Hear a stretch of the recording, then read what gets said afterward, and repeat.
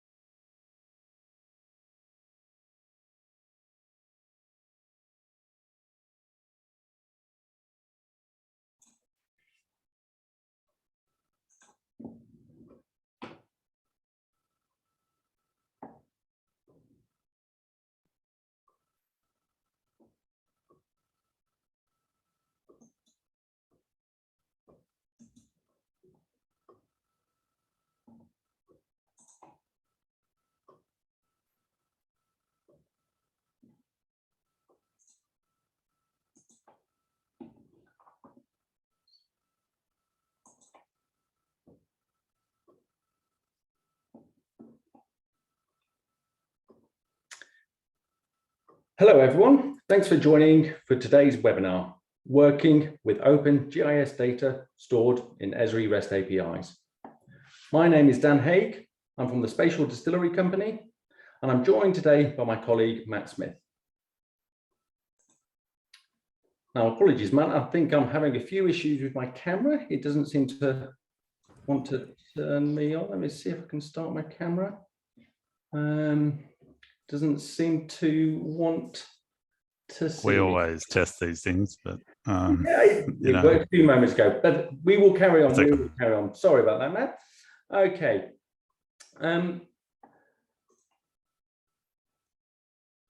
Okay, well, first of all, I'd like to begin by acknowledging the traditional custodians of the land on which we meet today and pay my respects to their elders, past and present. So let's quickly run through some of the housekeeping for today's session. Audio lines are muted, so please use the Q&A panel to type in your questions at any time, and we'll address any questions towards the end to keep the presentation flowing.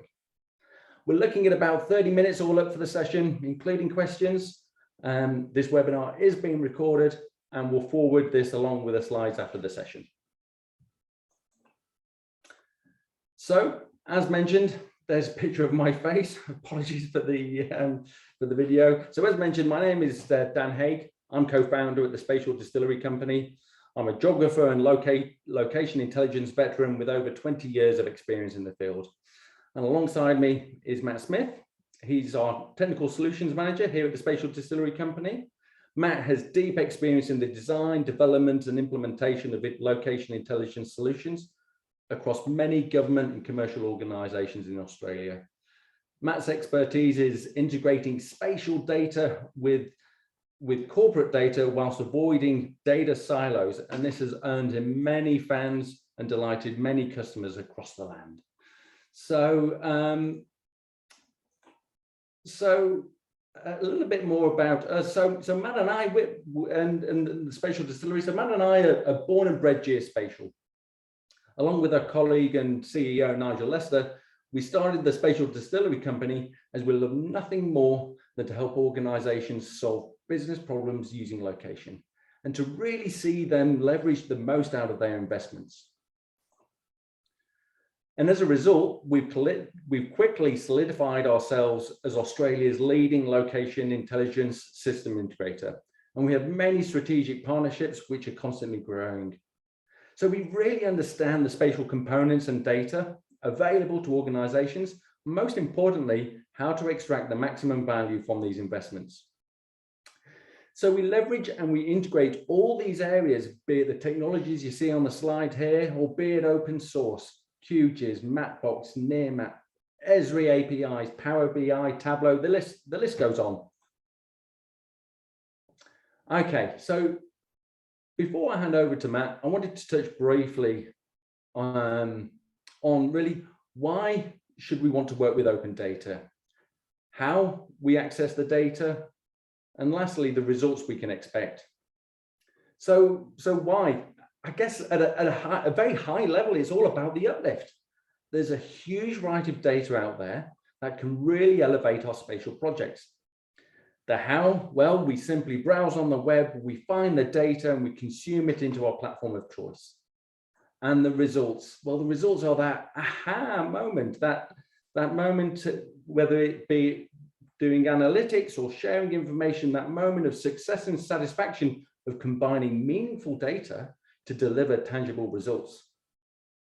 Now, I think we all agree on the why, but the how and the results, well, you know, it's not as straightforward for a lot of us, to be honest. The how, simply browsing and consuming the data, well, this is often difficult and is replaced by confusion and frustration. And the result, the aha moment, well, it's often replaced with an moment. And I guess we ultimately give up and move on. So luckily, Matt Smith is here to share some of his technical knowledge and how we're cracking the nut here at the Spatial Distillery Company. Over to you, Matt. Thanks, Dan, for the introduction. Hello, everyone, and many thanks for joining today's webinar. I'll start by raising the question, why work with Open GIS Data? Well, at its foundation, Open GIS Data is a rich resource of data that can add huge value to organizations and business processes. Open data provides a single source of truth because via an API, it is regularly updated at the source. These days, open data is more than just a link on a website to perform a one-off download of GIS flat files. The largest repository of Open GIS data is available via ESRI REST API feature services. This is why we're covering this topic today. As an API is a software interface which acts as a repository or library of information, those who query APIs have control of what information they can obtain from a data source and when they obtain that information. Data can either be queried in relation to a spatial object, such as a bounding box, or based on an attribute or value in the data set. Using the API is the best way to keep track of any changes to GIS data from third-party organizations, such as maybe attribute codes for planning zones have changed, or the geometries of cadastral property parcels in an area have changed. By using open data, organizations can streamline business processes. Once an organization retrieves data from a third-party API, that data can be integrated with existing business information, such as a table in a corporate or government database. Most importantly, users of open data need to keep in mind that open data is available under different formats. So some government organizations, such as councils, may be able to access data under an MOU agreement with another government department. In other cases, private organizations or members of the public can access open data freely if it's available via a Creative Commons agreement. Next slide, please, Dan. Okay, so onto the Y. Sorry, hang on. There we go. And just the next one. There we go. Sorry. Okay, great. So here's just an overview of data available in ESRI feature services. So as I said before, it's the largest repository of open spatial data in Australia. Data is available relating to a whole variety of categories, including planning, land, property cadastre, and also topographic information in all jurisdictions across, or most jurisdictions across Australia. Demographic data such as ABS census geographies and variables are also available via an ArcGIS REST API. So from a technical perspective, the good news is that open source tools such as GDAL, OGR to OGR, which is a command line tool, can be used to query ESRI feature services. So once we use a third-party tool to query a feature service, which in most cases is openly available, we're going to talk about that today, data can then be downloaded in a common format for your organization, such as MapInfo tab or ESRI shape or even GeoJSON. Dan will touch on some key supplies of open data later in today's webinar. Next slide, Dan. Okay, so this slide illustrates how ESRI feature services work. And we're going to be talking about using the GDAL open source tools in order to access the feature services. So starting at the bottom of the diagram, a data custodian such as a government department chooses this platform to expose their data. They then publish the data via web services, which the platform is built on, hence the REST in the API. They are then able to be used by open source or other GIS technologies. That's when we talk about consuming the data. This means that GIS processes can be built to automate the download from an extensive list of Open GIS datasets. Once processes are automated, they can be moved from a web service into, say, a database to integrate with key other business information. So GDAL is an open source technology we use to query the ESRI REST APIs because the GDAL technology is fully compatible with running a web service or calling the web service API. Next slide, Dan. Over to you. Okie dokie. So let's have a little bit of a chat about the how. First of all, what I wanted to do was ask you guys. So got a poll here that would be great for you to get involved with. Let me fire that up. Question we're asking is, how do you most commonly access Open GIS data? So do you manually download from the source, incremental feeds, an update process? Do you manually request to an organization? Do you access the ESRI REST API feature services?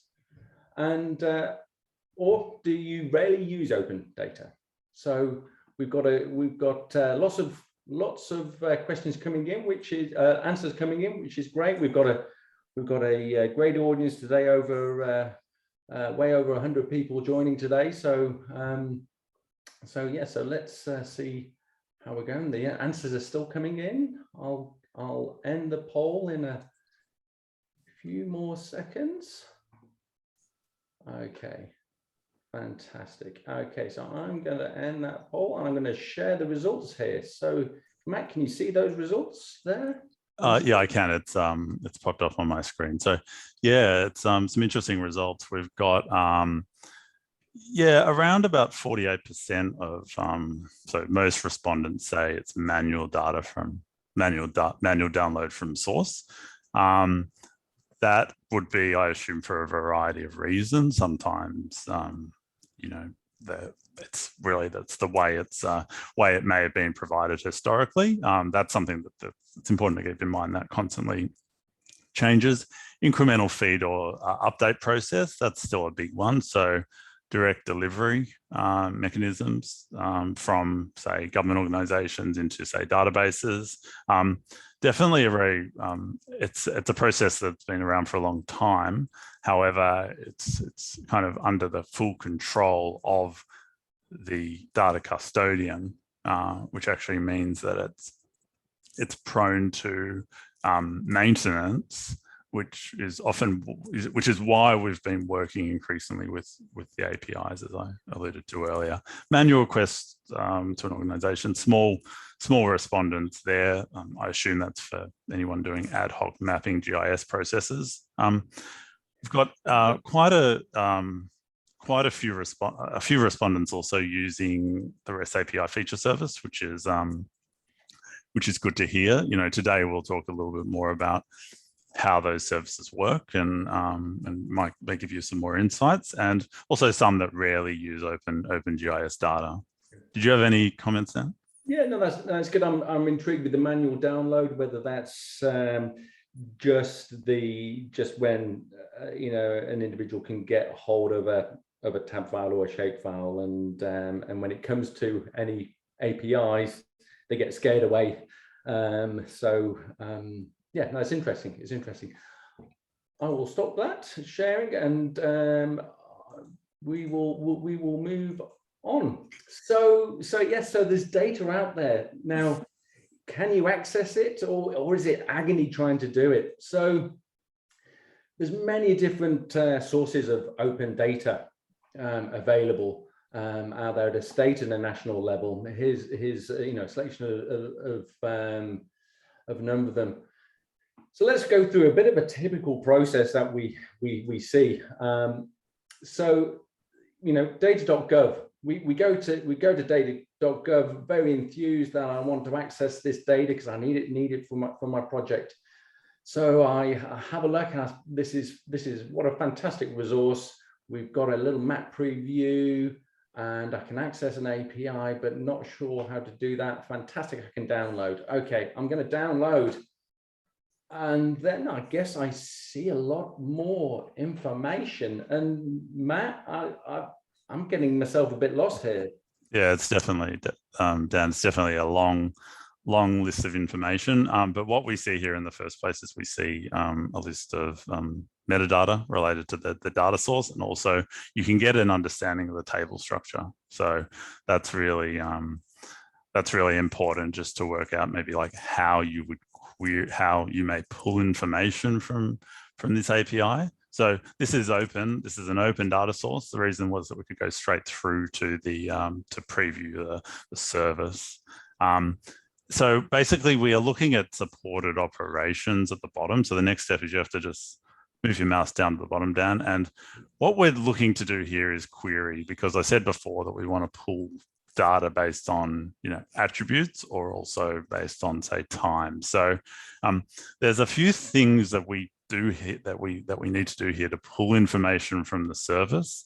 So a couple of little pointers in the where clause. We usually I'd normally just enter 1 = 1, and that basically means true, or otherwise return records which exist in the API layer source. And just scroll further down, Dan. It's important, you may need to try this process several times just as you become more familiar. We'll cover some of the key components today. So you can select the geometry type you want to use to query the information. We're looking at lots here, so there's a lot of information in the data set. We're going to select the envelope ESRI geometry type. And that's basically a spatially aligned box, and it will be used to capture all geometries captured, defined by the dataset extents. And we're going to also next move on to spatial operator,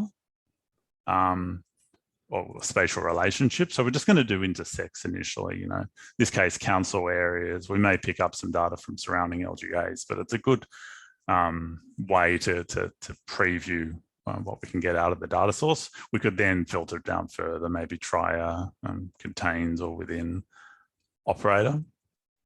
And so yeah, talked about being familiar with the data. It's important to know whether these are relevant. These other options are important. Dan, just have a look at the outfields box. That's another important one. Just go further back up to the top of the screen. Yeah, just enter an asterisk in the outfields box. That's to do with the columns you want to extract from the data set. And if you enter an asterisk, that means you're going to return all fields from the data set. Now, at the bottom of the screen, you can select the output type. So you can preview it just in the web browser as HTML. But what we need here is we need GeoJSON, so we can pull the geometries from the feature service. You've got two options at the bottom of the screen. You can get the data. So that's like you're going to pull the data, send the get request. You can post data, but that's not something we're looking at today. APIs, you can interact with them in different ways. You can upload information, for instance, but we're just retrieving information. What happens then is you receive a lot of text in the web browser. And there's not much you can do with this, but what the important thing is here is the queries, the string in the URL. That's something that we can run against the API service so that we can retrieve the data in the required format, GIS format that we need to work with and incorporate into our other applications and systems. Does that make a bit more sense, Dan? Yeah, it does. It does, Matt. I am a bit cross-eyed with this, though. I have to admit, especially looking at the screen, and I guess I'll just go back the other way. Am I accessing the data, or am I in agony? I'm still not 100% sure, which is why I'm glad I'm talking to you, Matt. So yeah, do you want to run through how we approach it here at the Spatial Distillery? Yeah, definitely. So we've done a lot of work with these services based on different data sets that clients have needed access to. And as a result, we've come up with a process called the REST, with a script-based tool called the REST API Distillery. And basically, that's a tool to query, download, and incorporate data from APIs built on open web standards. So querying the REST APIs is a key part of this, but the tool can also be extended to work with other APIs. So we're able to assist to take advantage of enabling clients to take advantage from platforms such as Australian real estate listings, state government address and location APIs can also be utilized with this tool. And for those in local government, if you're a registered organization of a platform such as the Snap Sense Solve tool, it's possible to, we can provide guidance on, say, using that API to integrate features and attributes of data from, say, that type of tool into your GIS processes. So just about the tool, a bit more about the tool itself. So we can point to the API you need to use. So there are a lot out there, as we described before, but we're able to work through and help clients to determine which APIs they can access.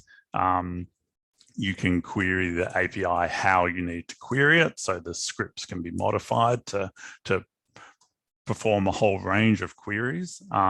Flexible output file formats as well. So shapefile, tab file, GeoJSON, whatever you need for your internal processes. And one thing that we're doing a lot of as well is that we're automating the upload of source data into relational databases such as SQL Server and PostGIS, so that we can then link that information through, say, custom view tables or safe queries in the client system on premise. Next slide, Dan. So there are a few prerequisites around this tool using this software to query the REST APIs. Open source GDAL is what we're working with. So it would need to be installed on premise on the client server, relatively small installation. Python is used as the operating system language. And GDAL runs on, there are command line functions which really control how we interact with the APIs. The other prerequisite, which could be, really handled by, a lot of different, which, different business users could help facilitate, is the ability to browse the feature service layers. So initially obtaining those URLs of the APIs you need to access, but then where we would come in is provide guidance on how the output can be pulled, just so the right data is extracted from and pulled from the API. So yeah, those things need to be done as a prerequisite to using the rapid script tool. Next slide, Dan. And just an overview of really the spatial distillery process and really how we would go about, setting up this process, and then the thinking particularly from an implementation point of view. So we've got our base, which is our ingredients. We think of this as like a distillery. We have the full list of data sources. You need that as really your 101. Scripts to point to the feature services, APIs, and also a server to run those automated data processes. So we've done a lot around scheduled tasks and scripting to, say, automate the nightly processing and call to these APIs, feature services. So once we kind of have that foundation in mind, we can then go about distilling. So we can query the data by ID, attribute, spatial operator, bounding box as described before. We can do the integration with other data sets in spatial databases. So we can incorporate the data from the API in the spatial database, but we can also link to other information that, third-party systems as well. And it's also an opportunity to start the GDA 2020 migration process, because in many jurisdictions around Australia, these feature layers are now being published to contain the GDA 20 data sets. So the final stage, once the distilling is completed, really the result we see and why we're running this webinar today to kind of increase awareness of this process is you have empowered staff. Staff can get access to the information they need. So up-to-date attributes with planning zones, up-to-date property parcels, integrated data, data from the state linked with data from the council, for example, an automated process that runs nightly without being logged onto the server, and custom scripts set up within the IT environment. So that's to download and process the data nightly. Okay, Dan, I'm back over to you. Oh no, I'll just touch on this briefly. So really the end result as well, just as a follow-on to the enjoy section of the previous slide, is once we've run this process, we can build custom workspaces for GIS and BI platforms, enhance map projects for web mapping platforms, public-facing reporting tools, such as Spectrum Spatial TrueView, where we can actually go one step further and actually query some of these APIs directly within, from the similar type of query process run, but from within the reporting application. And really go beyond just traditional GIS to maintain, to make sure you're encompassing a wide variety of data sources in your application, in your network of data within your organization. Okay, Dan, next slide. You're just going to wrap up here. Yeah, for sure. So thanks for that, Matt, for running us through, I guess, accessing APIs. So it is, so in summary, open data is available. It has huge value and it's there to use, but gosh, it can be, it can send you cross-eyed. Matt, we've had a question come through, saying, so why is it so messy when trying to access the APIs?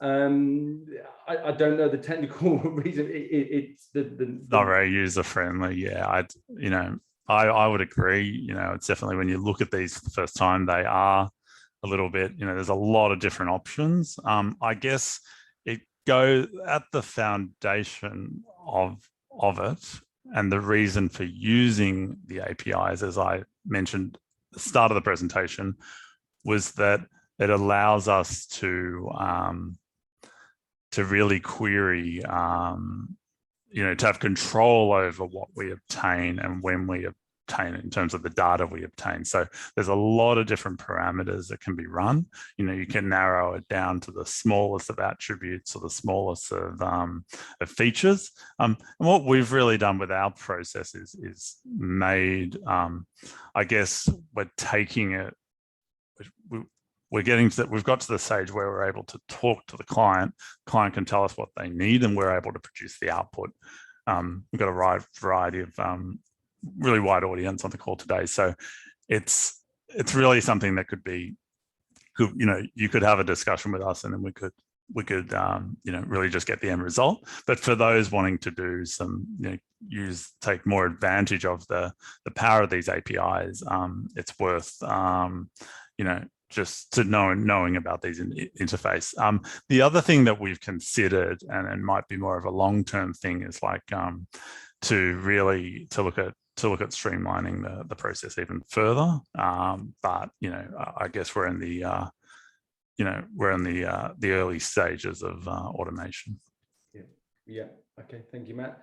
So yeah, so there's data there. It can be very complex, and for maybe the occasional GIS user, I certainly find it complex. I have to speak to Matt when I'm looking at all these different open data sources that are available there. But it is a good way to start sourcing data in GDA 2020 projection. And so if you're on this call and you're thinking, wow, that's complex, you know, those APIs are still complex, that's exactly where we come in. We, as a spatial distillery, we offer consulting, full consulting services or mentoring services to help implement the Rapid tool to be able to access that data easily, and provide the data in a business-ready format. And, you know, I think that's one of the questions that came through. I think that's why people like to be able to just download a tab file or a shape file, because it's there and they can start using it. These APIs are not like that, and that's where we're adding value to our customers every day, and really opening up this rich repository of data. So if you have any questions, pop them into the box. We've got a couple come through. We'll get to those in a second, Matt. But also please reach out to Matt and myself. A quick reminder before we wrap up. This is before we go to Q&A. This is the first of a webinar series, 3-part webinar series. We've got 2 more: our local government mobile and GIS and data collection webinar at the beginning of April, and then a property information reports made easy in May, beginning of May as well. So the first Thursday of each month. Okay, so Matt, let's move to some of the questions. So what we have here, so another question here, Matt. So do I need ArcGIS to access the results from the ESRI APIs? So ArcGIS is not required. You know, you're able to use the use the open source tools, the GDAL, to query the APIs directly and return in the format that you require. Increasingly, also within other applications as well. You know, we're talking to other vendors about allowing for some, you know, interfaces just to query the service, a bit like a WMS, but no, it's not dependent on ArcGIS only, for sure. Okay, good stuff. Another question: can this process be ingested straight into a solution from the Precisely Pitney Bowes? Oh, definitely. So, you know, for anyone working with, say, Map Info, Professional.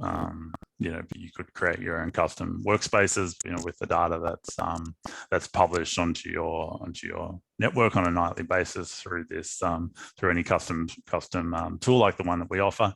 Alternatively, you could also point it directly to, say, Spectrum Spatial, so that those data sets could appear automatically in your map projects or web maps. So yeah, definitely possible, Dan. Wonderful, wonderful. That is it from a question perspective. No questions come through to you, Matt. So